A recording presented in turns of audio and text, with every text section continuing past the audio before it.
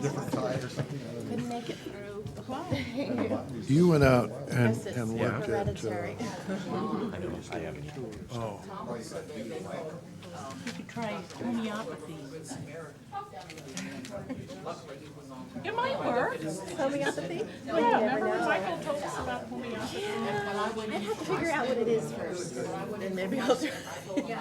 I kind of know what it is, I just do not, to me, I don't know, maybe to me it's the power of mind over matter. You actually believe it works, and you actually physiologically make it. Right. But who knows, it could be. He's doing okay, he just passed the halfway mark today, so. good evening. I'd like to welcome you to the Washougal City Council meeting for September 19th, 2011, and please ask that you rise and join us in the Pledge of Allegiance. I pledge allegiance to the flag of the United States of America and to the republic for which it stands, one nation, under God, indivisible, with liberty and justice for all. Mrs. Forsberg, could you call the roll, please? Councilmember Coaston, Here. Councilmember Shoemaker, Here. Councilmember McDaniel, Here? Councilmember Delavar, Councilmember Greenlee, Here. Councilmember Morris, and Councilmember Russell. Here. I did receive a message from Councilmember Delavar that he is on vacation and out of town and asked to be excused this evening. So move. Second. Got a motion and a second. Those in favor? Aye. Opposed? Motion carries. Amendments to the agenda. I know we have item number 6, the swearing in of the new planning commissioner will not happen this evening. Are there any other amendments to the agenda? Okay, hearing none. Do we have any correspondence? No, sir. That takes us to a special presentation this evening. Mr. Anderson and Mrs. Curry, would you like to step forward, please?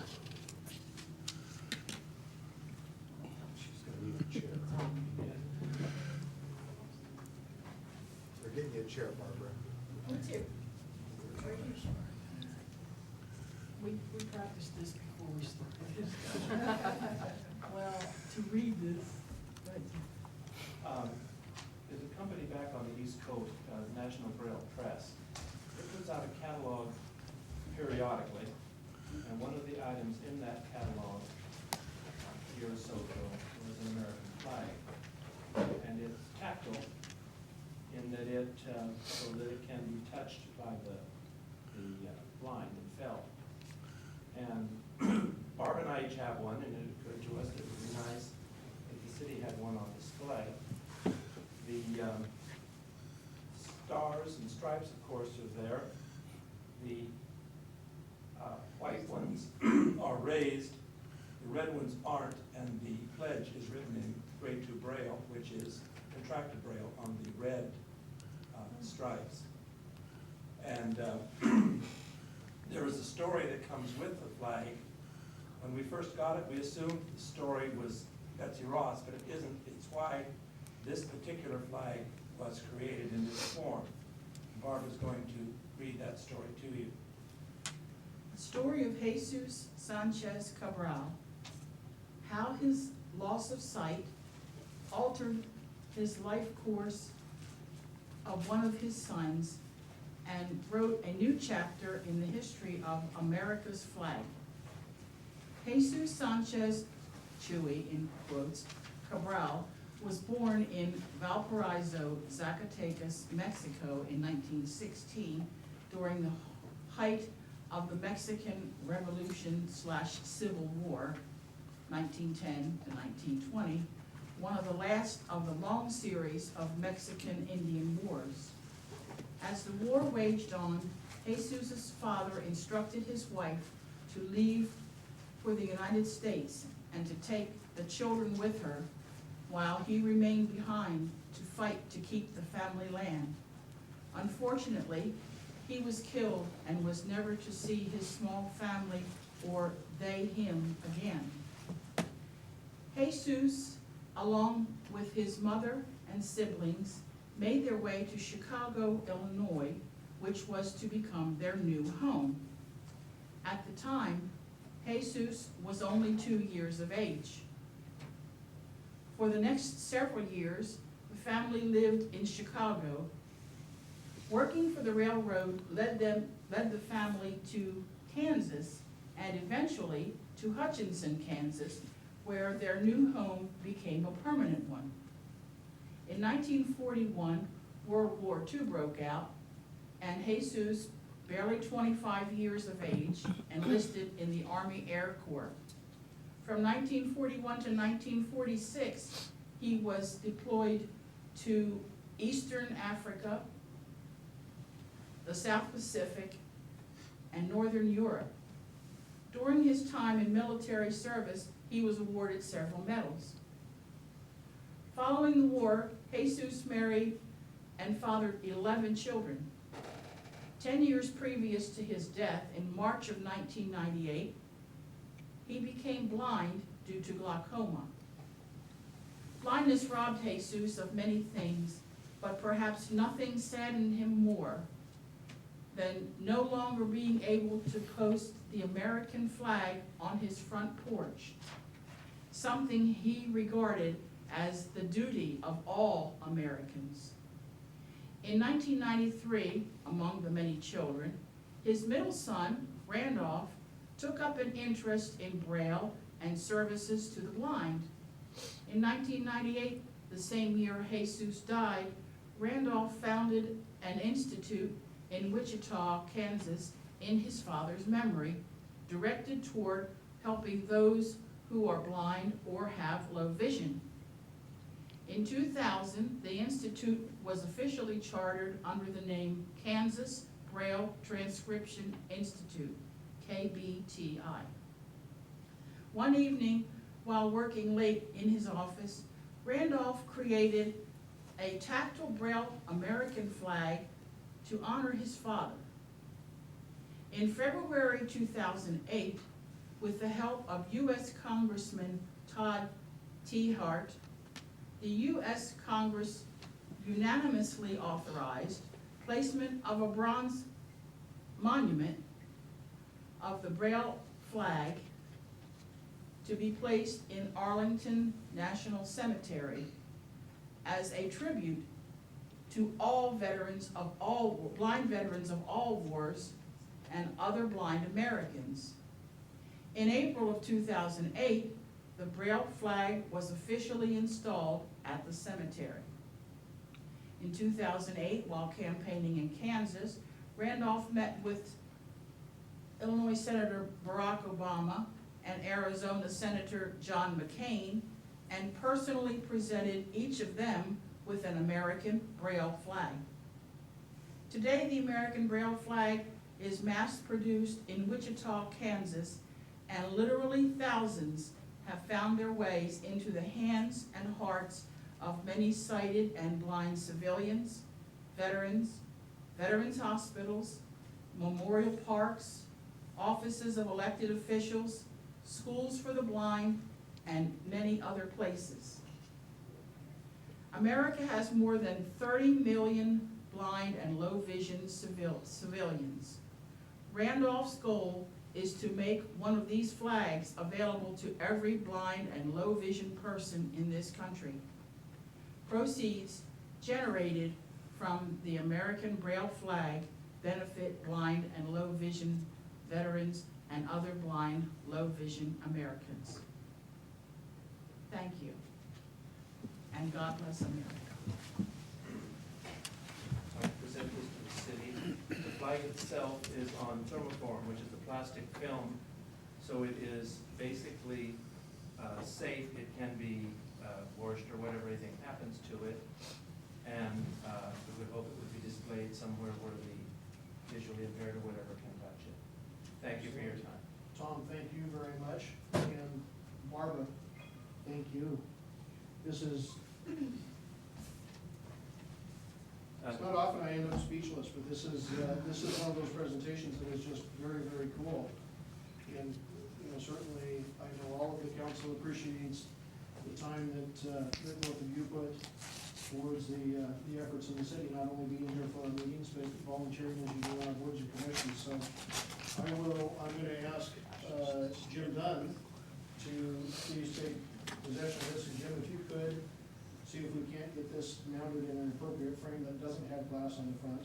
And mount here in the council chambers so that it's available. This is a printed copy of the story of the flag. Wonderful. And this other piece that's in the pocket is the key to tell you what the stripes and things represent. It goes with the flag also. Okay. You can keep all of this. Thank you very much. You're very welcome.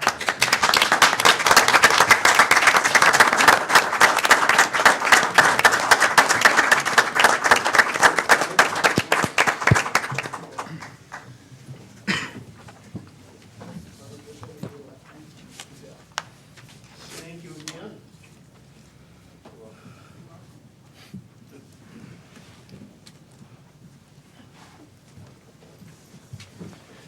Well, Councilman Shoemaker, part of that certainly works into your mission on getting flags into every home in town as well.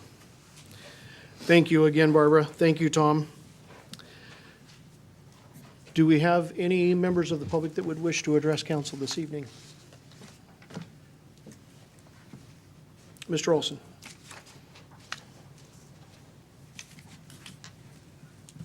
Mr. Mayor, council members, my name is Harvey Olson, 3903 R Street. That's a couple blocks above the high school. Several meetings ago, I suggested to the mayor and council members that any possible layoffs of city personnel in 2013, when it's projected the city will be in the red financially, should start with the administrative staff, not police or fire, like notoriously cities do around the country. Don't wait until 2013. You can begin now by not filling the position that was occupied by R.J. Stevenson. R.J. did by himself all of the financial duties required by the city, even though he was found by the city's hiring process not qualified for the top job. R.J. did all of the job requirements without complaint. And since the present finance director is more qualified, that person should be able to handle the job by themselves without any problems. Now, when and or if the economy improves enough in the future to add any staff, then and only then should any newly created or vacant positions be filled. That's newly created or vacant positions, please. At that time, any vacant first responder position should have first priority. The safety of Washougal is more important than a staff assistant, in my opinion. Enough is enough. Cut back on spending. All governments, federal, state, county, and most cities are or will be in the red. Now is the time for all council members and the mayor to be fiscally conservative. Thank you for the time. Thank you, Mr. I Olson. appreciate the extra 5 seconds. Oh, you still got time on the clock. Do we have any other members of the public? Good evening, Don. Good evening. Don Boland, 32934 Southeast 20th Street. I want to talk to the council. I have a concern. And the concern is the businesses on 14 that I think with the construction may end up going out of business. As I understand it, the council members have gone to the state and asked them to do something. And they said basically, at least the feedback I got, there's nothing that can be done. That's certainly a good first step, but now I think it's time for the city to stand up and support the local businessmen. And for the earth of me, or for the life of me, I can't figure out why the piles of dirt should have gone all the way to the intersection so you can't even see the businesses. I would suggest that they move it, if nothing else, stack it higher, farther down the road. But if you expect them to survive, you gotta be able to see them. And I think that's the job of the city, to stand up and support local business. And I think it's something that would be well to spend some money on. Thank you. Thank you, Don.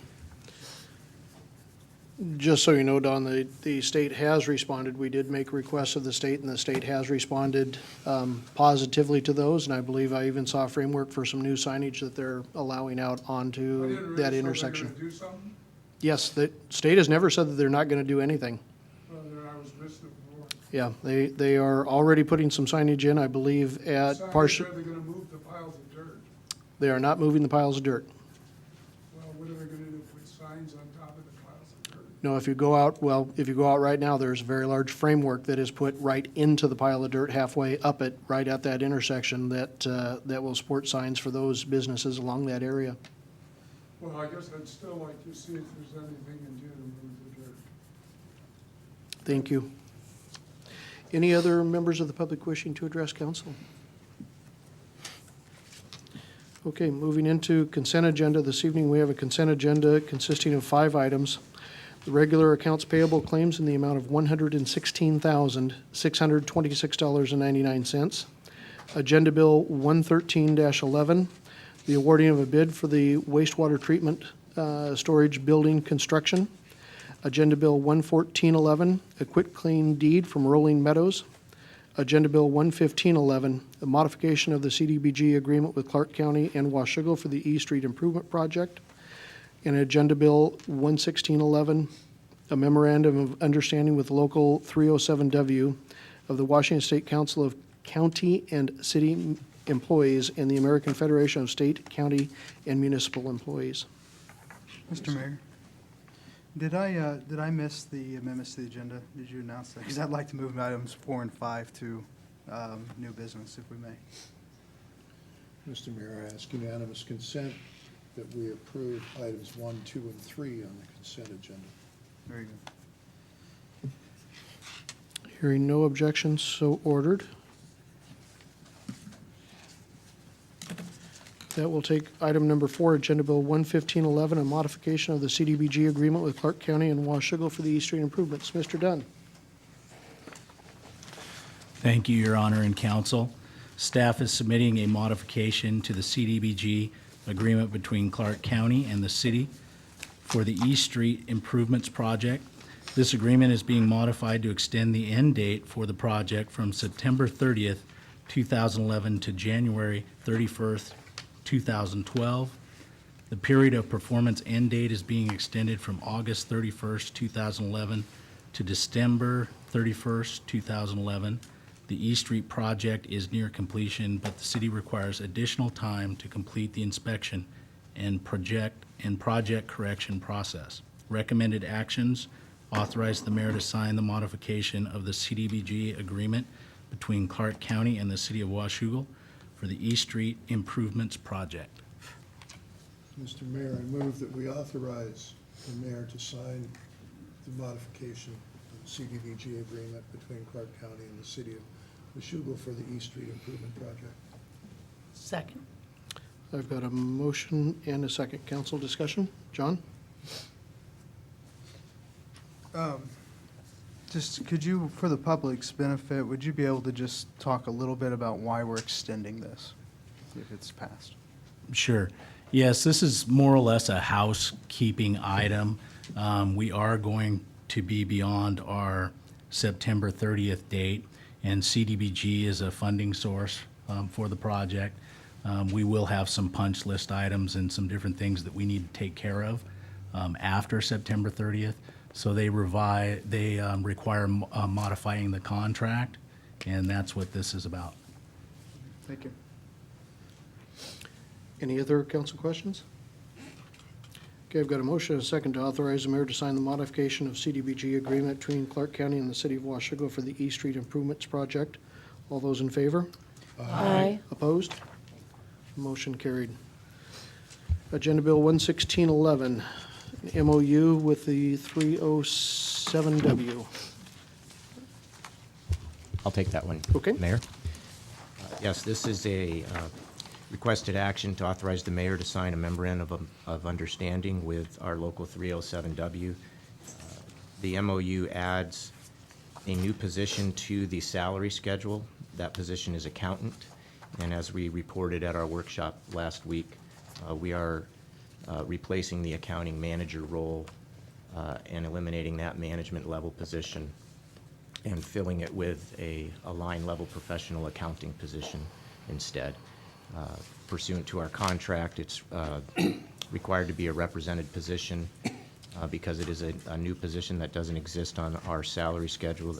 Per our agreement with the 307, we needed to add this in, and that's the effect of the MOU.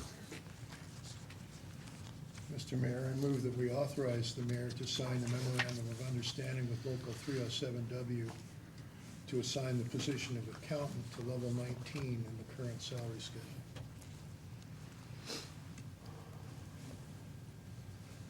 Second. Got a motion and a second. Council discussion. John? Mr. Mayor, I rise in opposition to the creation of this new position for the accountant. In a time where we should be reducing staff in order to save money, I personally can't justify creating another position for possible salary increases and possible increases in benefits down the road. I would encourage council to reject this position. Any other council discussion? I'm just curious. Oh, I'm sorry. Sorry. Jennifer, would you tell us how this position is going to be funded? It's a position that's below the position that RJ held as the Assistant Finance Director. We're not filling the accounting manager position, which is a management position, and then the accountant will be funded from it'll be a decreased salary and benefits from the accounting manager position. Oh, that actually was what I was going to ask. And thank you. Any other council? John? Just to clarify, because they will be union, they'll be part of negotiating contracts for in the future, correct? So if there are in the future any step increases in salary and in benefits, this position will be a part of those increases, correct? This position is a union position. Okay, I just want to make sure. Any other questions from council? Okay, I've got a motion and a second to authorize the mayor to sign the memorandum of understanding with local 307W to assign the position of accountant to level 19 of the current salary schedule. All those in favor? Aye. Aye. Opposed? No. Roll call vote, please. Councilmember Russell? No. Councilmember Morris? Aye. Councilmember Greenlee? Aye. Councilmember McDaniel? Aye. Councilmember Shoemaker? No. And Councilmember Coaston? Aye. Motion carries. Agenda Bill 11711, a resolution to amend Chapters 4, Employment, and 12, Shared Leave Policy, and add Chapter 2A, Compensation for Department Heads and Other Non-Represented Employees to the Personnel Policy Manual. David? Thank you, Mayor. Before you is a requested action to approve a resolution that amends your personnel policy. It does so in three principal areas. The first is in Chapter 4 of the policy. Specifically, there is a section there that deals with reassignments and special assignments for staff. It provides the mayor or designee the ability to deploy our staff in the way that's best suited to the projects that we're currently working on, and sometimes that entails a special assignment. The existing policy limits special assignments to 6 months and doesn't really provide for anything beyond that. We would have to come back, I would presume, and talk about the specific project and assignment with the council. The proposal before you in this part of the resolution is to allow the mayor or designee the ability to continue a special assignment deployment beyond 6 months in those cases where such an extension would be warranted. I think it's important to clarify here that this is a non-financial item, this particular item. The special assignments don't come automatically with additional compensation. If there was additional compensation involved because of an out-of-class assignment per se, we would have to make that work within the existing appropriation from the council. In the event that we couldn't make that happen, then we would have to come back to the council, as you know, with a supplemental budget. The intent of, and the case in point that's driving this particular modification is non-financial, and there will not be an accompanying supplemental budget request to fund additional salary. It's really just to extend a deployment on a special project that we have going right now. The second piece of the second principal piece of the agenda bill is in Chapter 12, our shared leave policy. This is really more of a housekeeping or bookkeeping item. There is a policy that's been in place for a while that allows employees to donate their unused vacation time, subject to certain limitations, to individuals who find themselves in a difficult situation personally or their family, typically a medical situation that's taking some time. It's a very common policy. However, our policy says that because we want people to take vacation and get refreshed so that they can be the most effective they can be for us, there's a requirement that you have taken a certain amount of vacation before you can donate some vacation to someone who needs it. And it requires that you've done that within the year that you're seeking to make the donation. Obviously, you run into problems with that early in the year, or if your vacation plans are always late in the year. So this is a simple change that just basically puts a rolling 12-month calendar in place, if you would, for individuals who are donating. We look in the rearview mirror for 12 months to make sure that they've taken the adequate vacation time, and then we can approve their donation, their generous donation of some of their unused vacation time. So that's the Chapter 12 change. And then finally, there's a new chapter being proposed, Chapter 2A. It's essentially taking an existing document, which is referenced in our code, the Department Head's Manual. It takes it out of the code and puts it into the policy where all of our other personnel policies are. And a companion item to this agenda bill is the next one that deals with repealing the municipal code in all areas where it's redundant with our policies. There are a number of editorial type changes, cleanup type changes in the 2A that are non-substantive. There is one substantive item in Chapter 2A, and that is the addition of a new classification in the organization called Assistant to the City Administrator, and it identifies it as an NU2 position, and it provides for a time-off package that's similar to our represented employees in the 307 to make it distinct from our other management positions. This is a non-management position, but it is a non-union position because it is a confidential position. Again, this is not a financial proposal. There is not a request for appropriation. All of this fits within the existing general fund appropriation that the council has made for this year.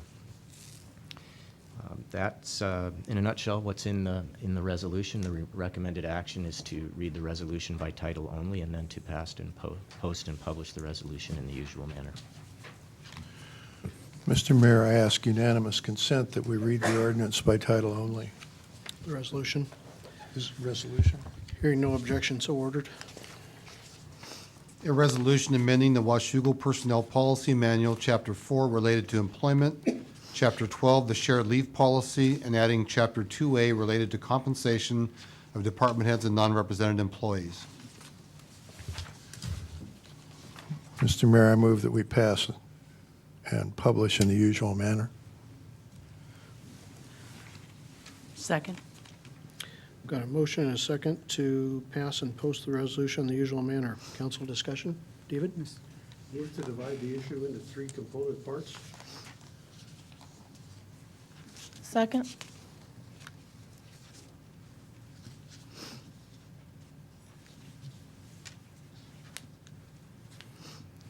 Okay, I've got a motion and a second to basically break this agenda bill item out into 3 different agenda bill items. Any council discussion? All in favor? Aye. Opposed? No. Motion carries. Item number 1. Don, if we break these apart into 3 different pieces, are we still good with the final resolution that encapsulates all of them? We'd have to redraft it, but that's fine. Whatever council decides to do, we can redraft it Okay. Item number 1, 4.1 of our personnel policy discusses temporary reassignments, states that those reassignments cannot exceed 6 months.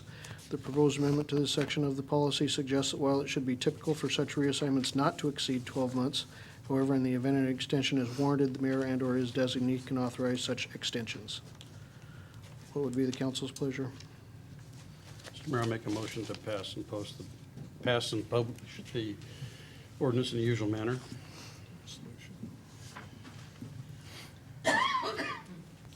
Second. Resolution. Resolution, second. I thought these were code changes, which had to be, No. okay. Okay, I've got a motion and a second to authorize the resolution change and to pass and post it in the usual fashion. Any council discussion? Mr. Mayor, I'm not sure what we're doing here. Are we discussing all 3 issues or just the one? Item number 1. Item number 1. Okay, yes, I have a bit of discussion, please. I've seen a lot of government organizations that have policies and union contracts that have policies at the federal, state, and local level that limit temporary assignments to anywhere from 30 to 180 days, at the end of which time, if you haven't moved the person back, they've just been promoted automatically. What I learned from this and the study of these types of situations was that if you need to keep somebody in a temporary situation for a year, what you're really talking about is reorganizing your organization. So I'm not in favor of this going for 12 months. I can see it going for 6, based on what we learned from what Joanne and Trevor are going through right now. But 12 months, I can't see that one. For clarification, we don't have anything that automatically makes anything a permanent A promotion? promotion or any of that in our Not at system. all. It has to physically be done by myself or a department head in order for that to take effect. Correct. And then this policy, in this particular context, would not be applicable to any of our bargaining units. Those types of assignments are governed by the collective bargaining agreements. They have limits as well. And if we need to make extensions to those limits, we do that by memorandum of understanding with the collective bargaining unit. It doesn't come to the council because it's a non-financial matter. Dave? I use these examples merely to point out that other organizations have decided not to do these things for good reason. I'm aware that none of these things apply to us here at this time, and I hope the heck they never do. Any other council discussion? Rod? Councilman Shoemaker, what's your resolution to this then? To keep Joanna and Trevor in that position where they're in the middle of all of their findings and that type of thing? What's your suggestion to continue in that, where we're going with that? If I may, I don't think we're talking about that. I think we're talking about generic positions and assignments here. Are we talking about Trevor and Joanne? Theirs will be the first one that will most likely trip the 6 months. We've already passed 6 months, frankly. We should have been here last month with this. Well, if that's the worst thing that happens to us, I think we're in good shape. Mr. Mayor. So could we say then that, I mean, is there anything wrong with just making them 6 months and then they have to come, would that something that then come before council? They're 6 months now. Okay. That's the process now. Okay, and then we just renew it after 6 months, right? For another 6 months if we need to? Is that Depends correct? on the council and depends on the will of the council. What we're asking for is the latitude with the council already having approved the initial change in status of particular employees for whatever it happened to be. If it has some time period past that 6 months that it runs, not to exceed a year, that we have that administrative latitude to just go ahead and continue them in that without needing to bring the same topic back to council again. Well, I think I understood what you said, that so-called ordinary employees, meaning union employees, are not covered by this. Rather, they are covered by their bargaining agreement, by their union contract. Correct. And so, for example, we had a firefighter who was on limited duty because he had some job-related injuries. And my memory is that we had him operating as effectively as fire marshal, which he could do physically, and that let us keep him working and get the work out of him rather than putting him on medical leave. Is that is that roughly accurate? That's roughly accurate, and we had an MOU with the IAFF that allowed us to deploy in that way. It really wasn't an assignment discretion and a deployment discretion issue, as much as it was a different issue in the contract and the fact that that type of shift doesn't really exist in our contract with the IAFF.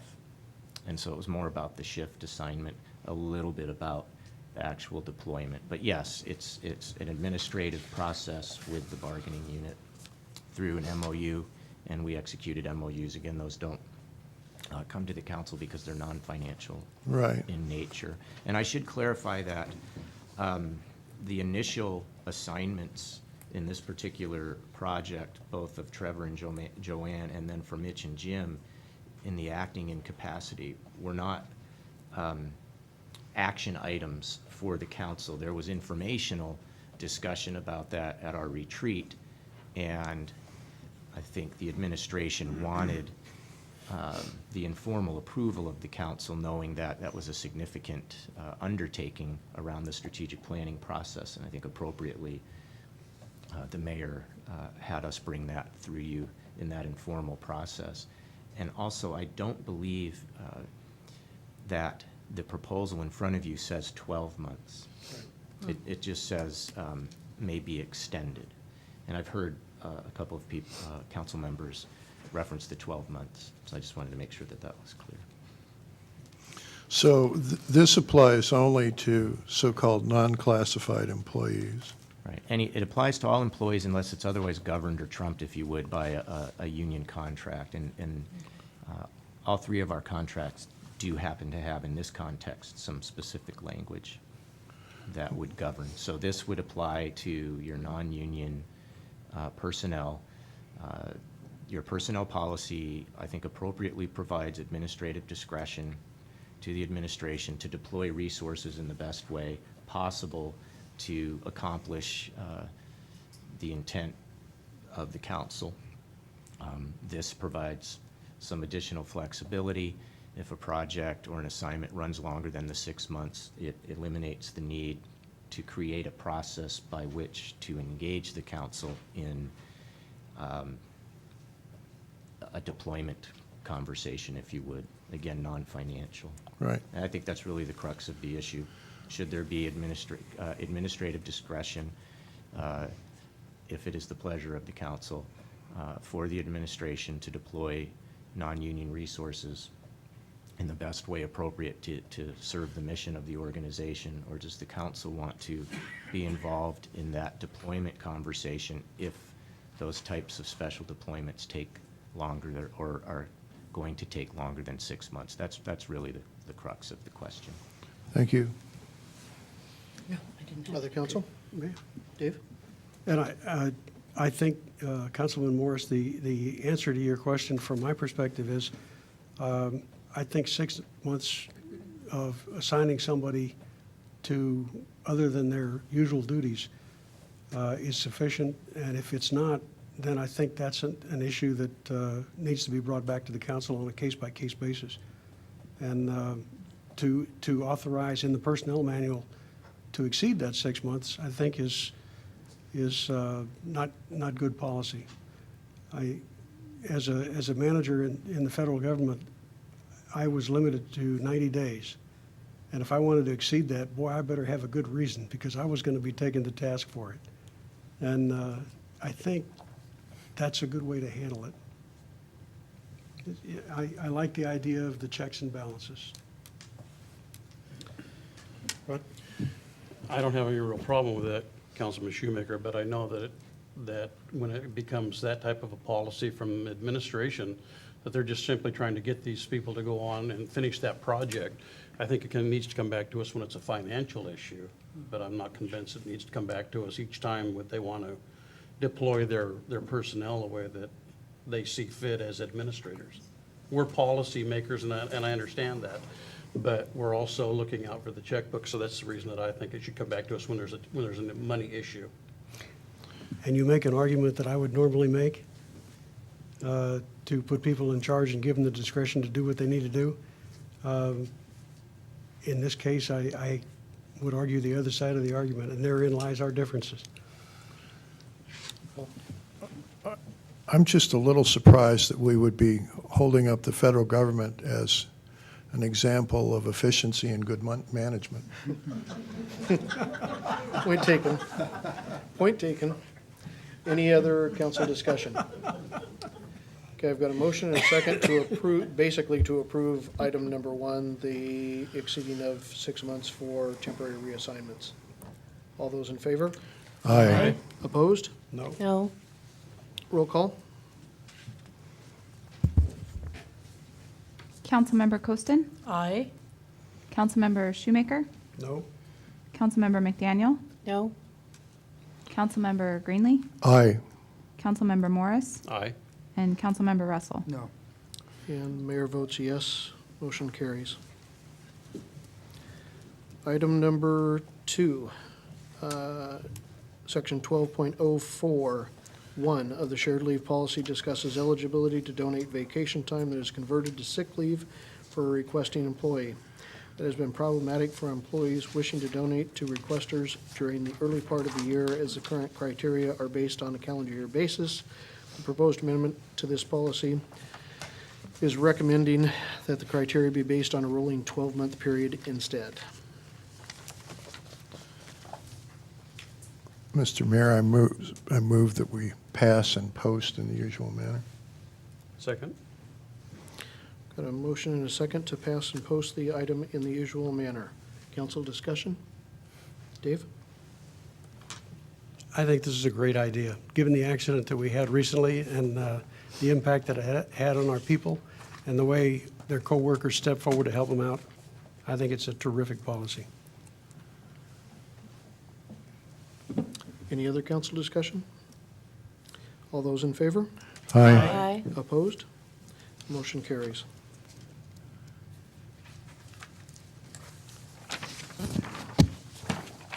And item number 3, add the current standalone compensation department heads and non-represented employees manual to the personnel policy manual as section 2A. Non-substantive formatting and general editing amendments are proposed. Additionally, a new position of assistant to the city administrator is added at a new NU2 pay level with its own vacation schedule that is similar to that of represented local 307W employees.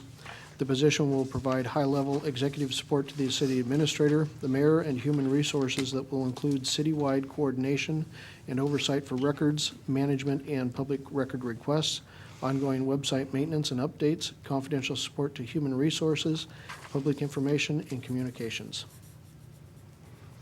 Mr. Mayor, I move that we pass and post in the usual manner. Second? I've got a motion and a second to pass and post the item. Council discussion. Mr. Mayor, John? how much money is going to be reallocated for this assistant to the city administrator?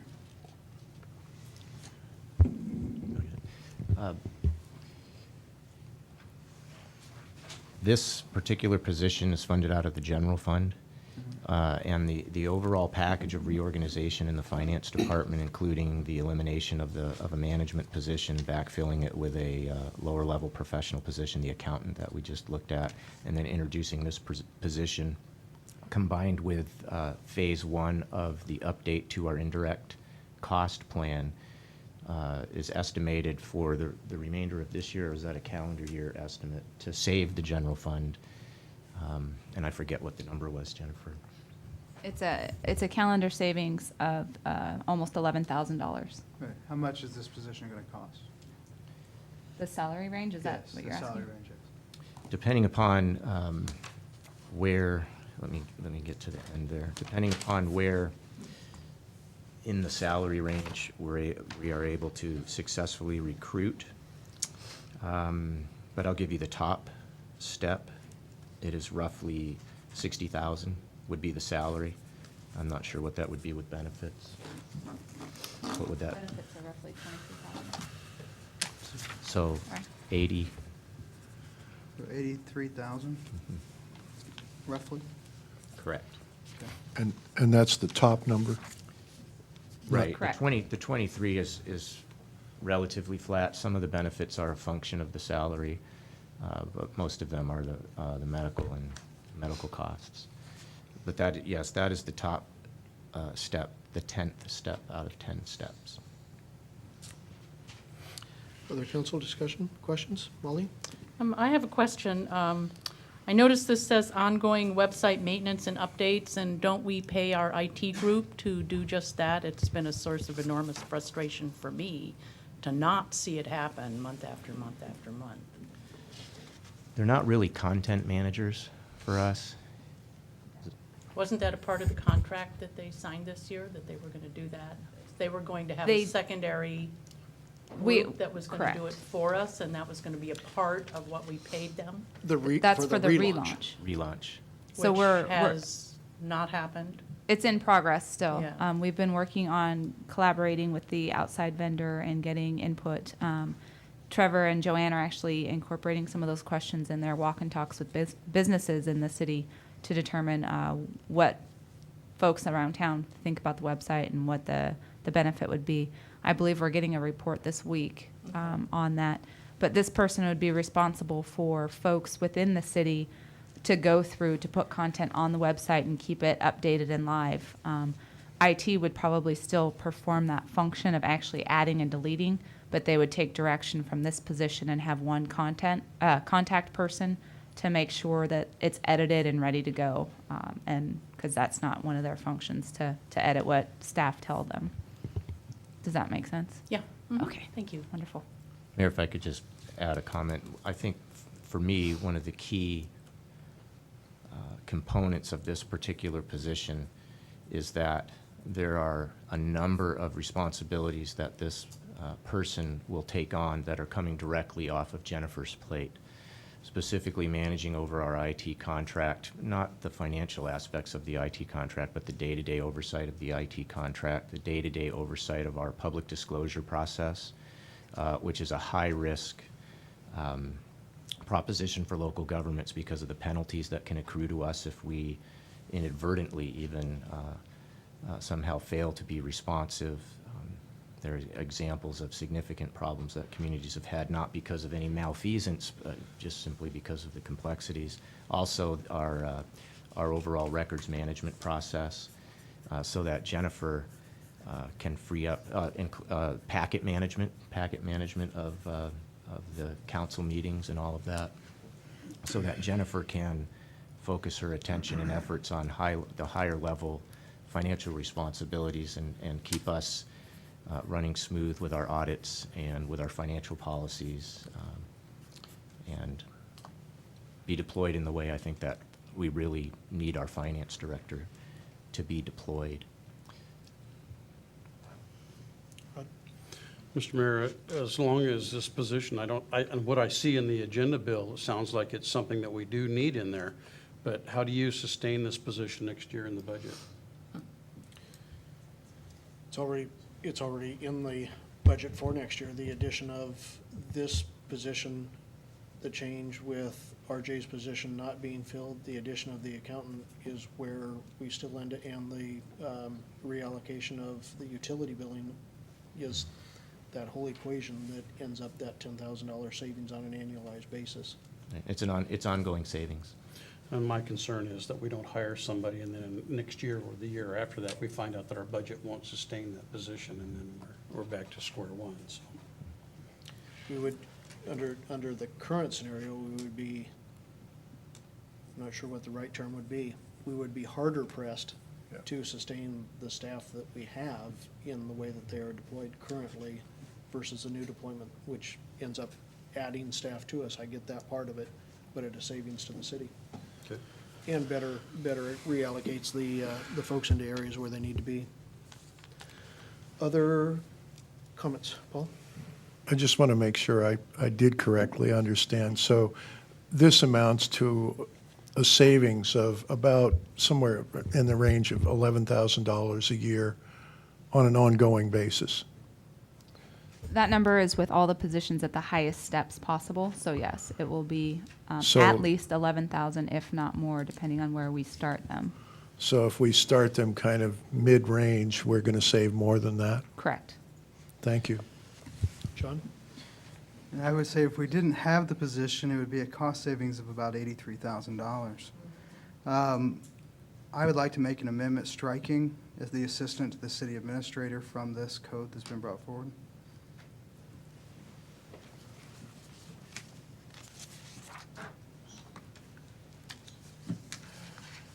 Can I get some clarification, please? Clarification of? Striking this particular position and what would action number 3 mean at that point? You would have everything in there with the exception of adding the new position.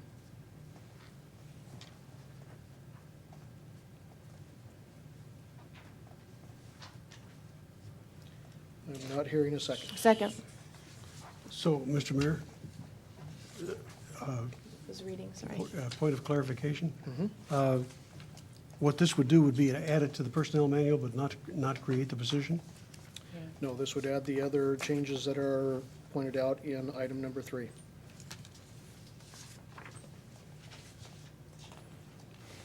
The addition of the position is only one item that's within that item. So, would you explain once more in words of one syllable, what is the impact of the amendment? Right now, the impact of the amendment isn't the question. Right now, the motion is simply to strike that new position out of the discussion, basically. To eliminate the position from the discussion? Correct. Mr. Mayor, if I could From the just, agenda item. if I could clarify, this particular component of the proposed Chapter 2A, which is basically the department head's manual, does not add a position. It doesn't ask the council to add a position to the staffing level of the organization. What it asks the council to do is to create a salary range for a position that doesn't exist. It creates a classification that doesn't exist, that classification being assistant to the city administrator, and it assigns a salary level to it, and it provides for a vacation schedule that's distinct from other non-union folks and makes it align with the 307 union. But it's not seeking appropriation to add or to go and recruit and hire. That appropriation exists. And the administration is able to deploy within the appropriation that you've made. What this would do is allow us to deploy that appropriation at this level with this type of resource. Without this level or this type of resource, then the administration would likely deploy with some existing classification or resource. I think that would be the effect of the amendment. Okay, that was my understanding. And the downside to that is if it's an existing classification, it is a non-confidential employee, which puts us in the same position that we're in now, where David and I are a little hard pressed, as is Jeanette, for some of the things that we do, not being able to have the assistance of the assistants that we should have in a confidential. I'm not sure what the right terms would be. They can be part of our bargaining team, and they can be otherwise engaged in what are confidential types of issues. And frankly, it wouldn't be the job classification that's necessary for the role that we've targeted here. We would probably recraft the role a little bit. You know, we'd regroup and recraft the role somewhat. Just to clarify, that there are human resources information or data or whatever you want to call it, which by law is confidential and not subject to open records or things like that. Is that correct? There are, with certain exceptions, but human resources data is one of the exempt disclosable. Strategies for negotiations and disciplinary actions, those types of things are typically confidential, not subject to public records. Right. So that's the range of the confidential things that we're talking about here is one, labor bargaining, and also those personnel issues which by law are exempt from public records and in some cases are required to be held confidentially. That's basically what we're talking about here as far as confidential. That would be the human resources context for it. There are some other contexts of confidentiality as well that are not necessarily statutory. Okay. Proprietary issues that come up as we deal with certain businesses and around economic certainly. development and some other items. Thank you. Other council discussion? Okay, I've got a motion and a second to strike to add the NU2 pay level from item number 3. I'm sorry, what, we're adding it or just striking? Striking the NU2 pay level. So a yes vote moves to strike. Correct. Thank you. All those in favor? Aye. Opposed? No. No. Roll call? Councilmember Russell? Aye. Councilmember Morris? No. Councilmember Greenlee? No. Councilmember McDaniel? Aye. Councilmember Shoemaker? Aye. And Councilmember Coaston? No.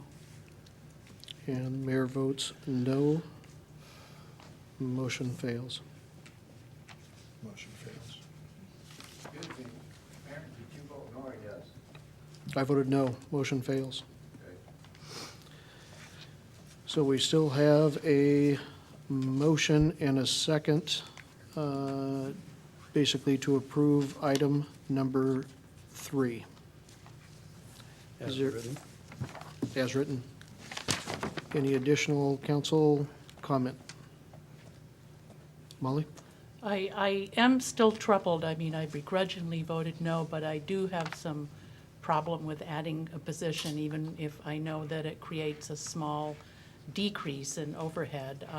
I do understand the need for it when you talk confidentiality, and I will begrudgingly support this portion of the resolution, but I would certainly advise the administration to use great caution in hiring someone, an additional person. I know you will. Other council discussion? Dave? Just very briefly, I don't think this is the time to be adding to the workforce. The picture that we see is too uncertain. Thank you, Mr. Mayor. Any other council discussion?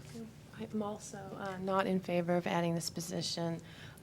While many other departments are cutting back and having to do without, I really don't see a necessity for this position. We had a city administrator that did not have an assistant for quite a while, and they seem to do a very good job, so I'll be voting against this.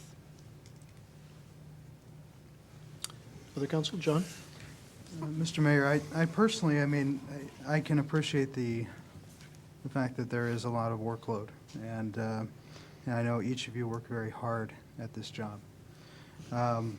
However, for me, I look at this and I'm seeing this as a want and not a need. And so I'll be voting no. Paul? To use one of the phrases that we hear sometimes in the press about what's going on overseas, I consider this a force multiplier. That with this kind of administrative support, we get more and better work from our administrator and our human resources director and from our finance director, and we save about $11,000 a year in an ongoing basis. To me, that seems like a pretty clear choice. Any other council discussion? Dave? I appreciate the analogy of the force multiplier. As a soldier, you learn very early that force multipliers are very valuable, and you get everyone that you can. But there are limits on the budget. There's only so much you can have, and the rest of the time you have to depend on the hard work and the valor of your soldiers. And I think we're in the situation where we're going to have to depend on the hard work of the people that are in these positions now. Okay. Any other council discussion? From an administrative standpoint, I empathize with those of you who see this as adding positions within the city. It does add positions within the city. From an administrative standpoint, it makes no sense to myself, and I believe to our other administrators who have had obviously more time than you all to look through and assess the finance department and the positions within that department. I'll reiterate again, if we simply filled RJ's position and if we went on with business as usual, we would cost the city more money, we would have less employees, and we would not be getting the optimum amount of work from those employees for the positions that they would be in. That was a position that we have been in for well before I started with the city. And it is one that we have struggled with over the last year to try and find some ways to recraft that department into a finance department that isn't the catch-all for all the other stuff. It is still a reality that Mrs. Forsberg is at times going to be answering the phone. She's going to be taking payments. She's going to be doing whatever it takes to make sure that the finance department is running, just as the other employees within that finance department are. But there are a number of other administrative duties that have, over the years, just kind of fallen into that department, and that's where they sit.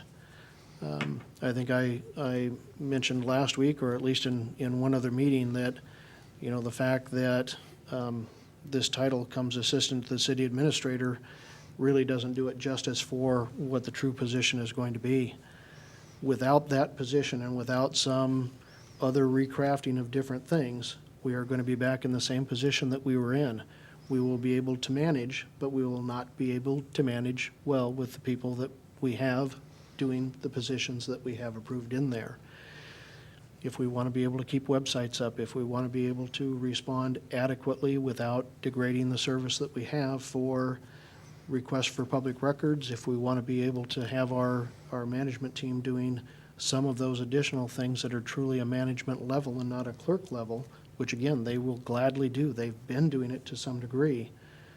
Then we haven't solved a problem that I think many of us have known is there, including members of the council. So again, I certainly understand that this is adding positions to the city. It adds positions at a savings to the city and helps us to better align that department with the employees doing those tasks that they are well suited to do, and puts us in a position to be much more successful than what we are today. With that, I'll make a last call for any council comments. Dave?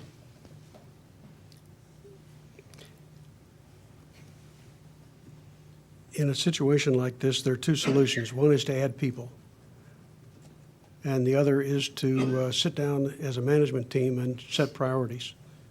What's going to get done first? What's not going to be done? And I have full faith and confidence in our administrative team to be able to do that. And I think that, in this case, is the solution, so I'll be voting for that tonight. Any other council? I do. I have a couple more comments. Going back to the presentation from last Monday, the staffing summary, I think that all of the ideas are fantastic. Moving the accounting manager position up to the assistant finance director, eliminating the accounting manager position, hiring a city accountant, doing direct cost plan, as far as the accounting specialists and 25% for the accounting clerk to the utility, redirecting the costs for these salaries. I think that's excellent. Fantastic cost savings, but I would like us to retain that cost savings and not redirect it basically into yet another position. So I'll be voting no on this particular portion of the agenda bill. Any other items? Okay, I've got a motion and a second to approve item number 3 as it is written in your agenda bill. All those in favor? Aye. Opposed? No. No? Roll call? Councilmember Coaston? Aye. Councilmember Shoemaker? No? Councilmember McDaniel? No? Councilmember Greenlee? Aye. Councilmember Morris? Aye. And Councilmember Russell? No. And mayor votes yes. Motion carries.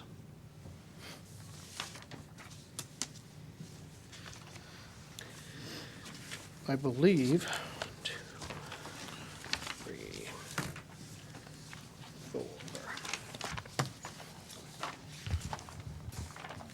5, 6. I believe that takes care of all of the motions and approvals that we needed on that item. For the resolutions, right, we have the next item, which is a companion item. Don, do you have everything that you need for that item? I think basically it's the one that's in the agenda packet after all this was said and done. It's broken down, each one passed individually, so. Okay. Agenda Bill 11811, changes to the Washougal Municipal Code. David? Thank you, Mayor. Council, before you is a recommended action to amend our code and to delete from it a variety of sections in Title II that relate to personnel. Every section of the code that is proposed to be repealed is covered in your personnel policies. This is something that you have acknowledged and staff has acknowledged for some time, that we needed to clean this particular discrepancy up and delete these items from the code and continue to rely upon our personnel policies. We function pursuant to the personnel policies, and in fact, there are some areas of conflict between outdated code and the current policies that you've adopted. So really, this is a cleanup item that's been some time in coming, and we decided to bring it forward to you since we were amending the personnel policies as well. And the recommended action specifically is to read the ordinance by title only and then to pass, post, and publish in the usual manner. Mr. Mayor, I ask unanimous consent that we read the ordinance by title only. Hearing no objection, so ordered. An ordinance repealing specific portions of the Washougal Municipal Code relating to outdated personnel policies. Mr. Mayor, I move that we pass, post, and publish the ordinance in the usual manner. Second. I've got a motion to pass, post, and publish the ordinance in the usual manner. Council discussion? All those in favor? Aye. Opposed? Motion carries. Agenda Bill 11911, a professional service agreement with Mr. Paul Lewis. Jennifer, Dave? Thank you, Mr. Mayor and Council. With the departure of the Assistant Finance Director, the Finance Department has the need to contract with Paul Lewis for budget assistance, policy development, and additional financial assistance. The Finance Department has professional service dollars appropriated as part of the 2011 budget and will also utilize the cost savings from the time delay of filling the vacant position in the department. I did notice on page 2 of the contract that it had the wrong dollar amount. It should be the same as the estimated costs on the back of the $20,700, and that has been corrected in the final copy, original copy up here that will be signed. But the recommended action is to authorize the mayor to sign the agreement with Paul Lewis for financial consulting services. Mr. Mayor, I move that we authorize the mayor to sign the agreement with Paul Lewis for financial consulting services. Second. Got a motion and a second to authorize the mayor to sign the agreement with Mr. Paul Lewis for financial consulting services. Council discussion? Dave? A question for the staff, if I may? Mm-hmm. Does this by any chance free up, does the addition of the position we just added free up resources to do this kind of work? And do we have the expertise to do it? Not in the, go ahead. I was going to say it would potentially in the future, certainly not for this budget year. Okay, and second question is, do we have the expertise to do this sort of thing? If we had staff time currently, we could, yes. And with the addition of the accountant for next year, it's definitely something that we can build on from this year to next year for staff. Okay, I understand, thanks. Now, in addition to that, I believe, though, it would be our intent annually to bring a small PSA with Mr. Lewis or somewhere similar to him for consulting services going through the budget preparation, just from a skill level that he brings that is so vastly varied compared to what we have on our micro level right within the city itself. He certainly and many others do those services for folks that potentially it's not a whole lot of money at all, but at least looking at what we're proposing out there compared to what the real world truly is. And there are so many different places you can look and so many different numbers you can find, and valuations are up, they're down. How much are they down? All those types of things. And I believe that there's certainly a trust level with Paul and a track record with Paul of being able to do that very concisely, very accurately and comfortably for the city, just as we do for some other folks, just to get a different pulse out there. So while Jennifer is correct in saying yes, I don't want to mislead the council that in the future we may not be asking for small PSAs every year just to do that final check and do that gut check as we go through a $32 million budget annually. Other council items? Molly? Just a comment, I know there were several of us that worked with Paul Lewis on that budget team some time ago, and I would have to say he's an extraordinary individual, incredibly professional, very knowledgeable. I think he's certainly worth every penny. He ended up saving us a lot of money in this current year's budget, and I think that's one of the reasons that we landed on our feet this year, is with his most able assistance. I would second that, and also, as someone who's had a certain amount of training as an economist myself, I was most impressed by his professional skills and knowledge in being able to project or forecast revenue and expenses and all of the other things that go along with that. And at the same time, there's a tendency, I think, on forecasters, any forecast kind of fits into a bell curve somewhere. And there's a tendency for forecasters to want to hit the peak, the median. And in discussions with Paul, Paul was sufficiently professional that he said his target was to be out in the tail far enough so that 80% of the news is good news rather than 50% good and 50% bad. He wants 80% of the news to be good news. And I think he's done that for us also.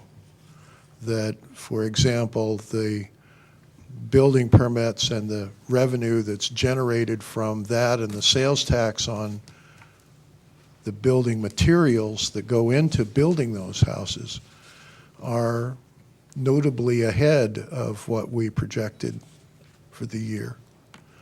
And all of our other estimates are pretty close to at or slightly above what was projected.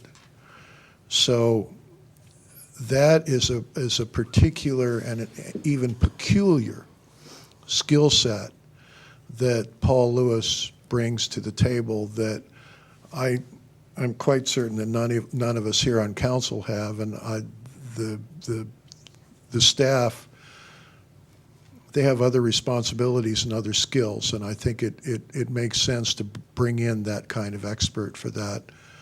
I'm talking more about next year, because he's pretty much done that for us this year. But this work that he's doing will help us get next year's budget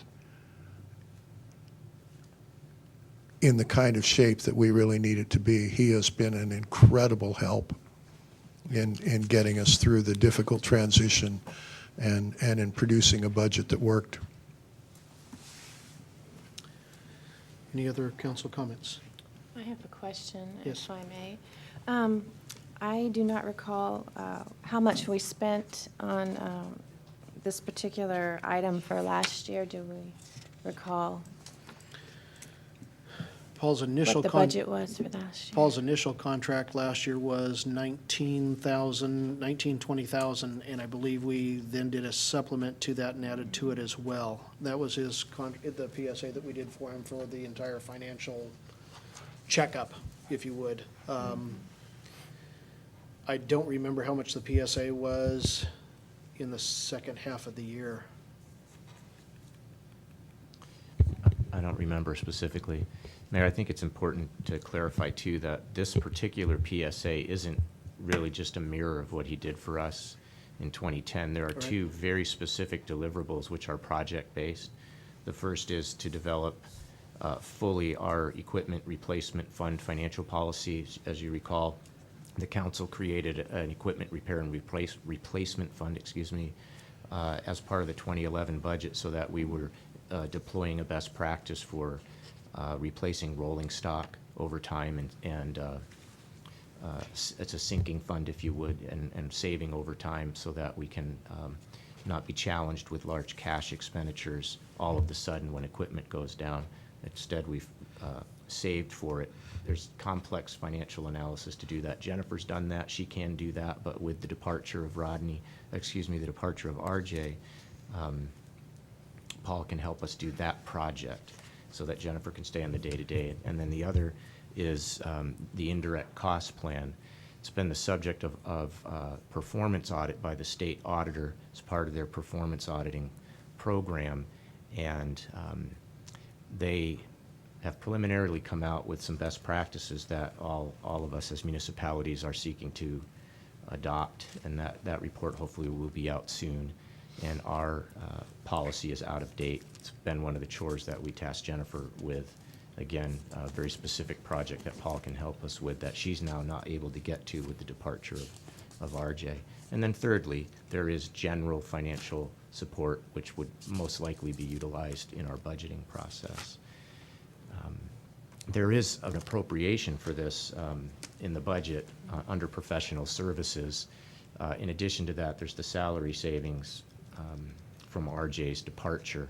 It's most likely that the cost of Paul's effort and the salary savings from RJ's departure between now and when we can fill the accountant, that salary savings will be in excess of what this expenditure is. Very common when you have a position like that leave that you'll backfill with professional assistance of some kind.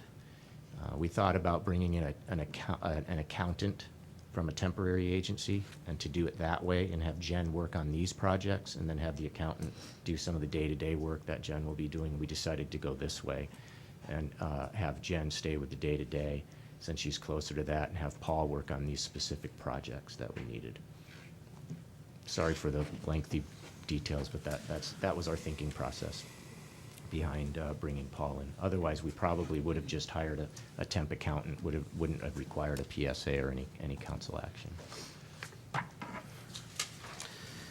Any other council questions, council discussion?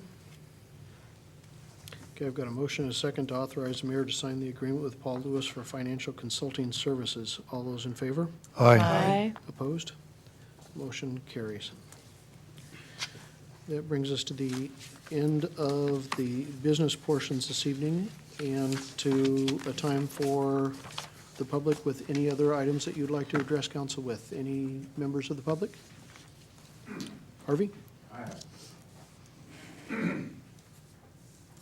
Listening to Harvey Olson, 3903 R Street, listening to some comments on the savings of money. I started first grade 74 years ago, and they taught basic math. And basic math was pretty simple. If you look at an item that costs $50 and they have it marked 20% down at $40 and you buy it, you're not saving $10, you're spending $40. If you want to save the $50, you don't spend it. But to say that it's a savings of 20% if you buy something for $40 and it's marked at $50, you're not saving anything, you're just spending less money. I wish people would say spending less money instead of saving. There's no savings. You're just spending less. Thank you. Thank you, Mr. Olson. Any other members of the public? Mr. Boland? Yes, I wasn't going to say anything, but I got to support Harvey because it was interesting to hear part of the council tell me how you could save money that was not being spent. I just couldn't quite fathom that. But one of the things that I think is required, and I'm trying to meet with Jennifer, we haven't had a chance to meet yet, is it clears the air if you go to cash flow, and the first thing you need to know is what did the accounting department spend last year? Not what was its budget, what did they spend and what are we going to spend this year? And with those numbers, then you can find out whether or not you're saving money or not. Thank you for your time. Thank you, Don. Any other members of the public wishing to address council?